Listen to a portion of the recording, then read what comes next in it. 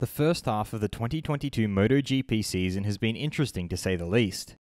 The familiar face of Fabio Quartararo is once again leading the championship, but his closest challenger has been a surprise for many. Ducati seemed to be following the same script as last year, promise and disappointment in equal doses. With the cancellation of the Finnish Grand Prix that was supposed to take place this weekend, MotoGP is on a rather long break. It is now the perfect time to take a look back as well as take a look forward to what is a fascinating season of motorcycle racing. Welcome to another edition of The Breakdown. I'm your host Dylan Shelley, and first up, who holds the advantage in the championship, Fabio or Aleix? Fans of MotoGP have been taken on a wild ride in the 11 races so far. Enea Bastianini opened the season with an emotional win for the Gresini team.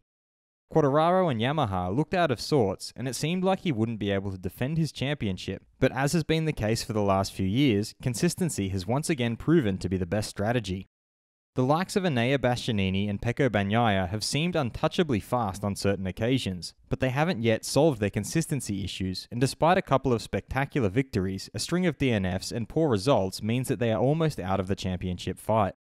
After the blip in Qatar, Fabio has returned to his tried and tested strategy of winning whenever he can, and on weekends when he isn't the fastest, he has settled for whatever best result he can conjure up.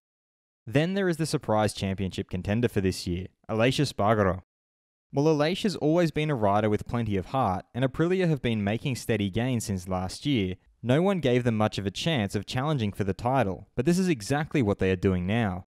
With 21 points separating Fabio and Aleix, and 10 races to go, this seems like the perfect time to analyse who holds the advantage in the championship fight. Starting with Fabio, he is the defending champion, and that has its advantages and disadvantages.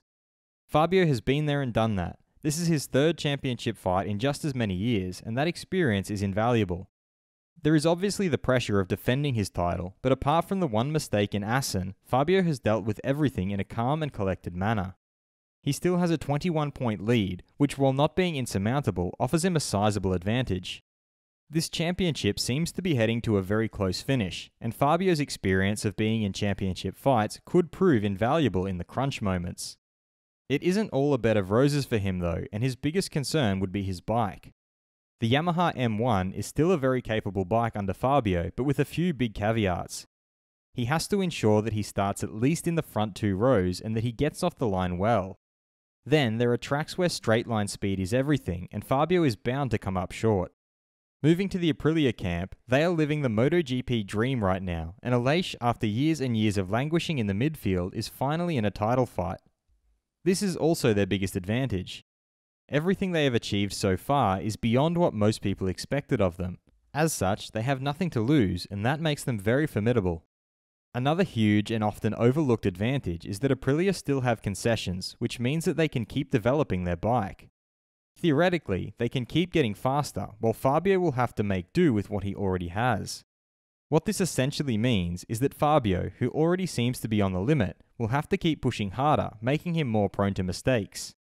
That brings us to what could be the defining moment of this championship: the infamous tangle between Fabio and Aleix in Assen. Fabio's trademark has been his lack of mistakes. The last time he made one, he had already wrapped up the championship. But this year's mistake has come at a very crucial juncture. Aleix managed to reduce his deficit by 13 points in a single sweep.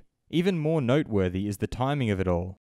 Normally, riders have the chance to get back on the track and put such incidents behind them in a week or two. In this case, Fabio has to sit and stew for 5 weeks, and there is no saying how he comes off of it. He has just as much of a chance of unravelling like he did during the second half of 2020 as he is to come even stronger and be simply on another level for the rest of the season.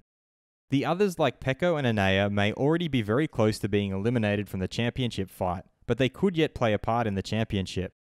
They can be unbeatable on their day, and depending on who they take points away from on such days, the other could benefit greatly.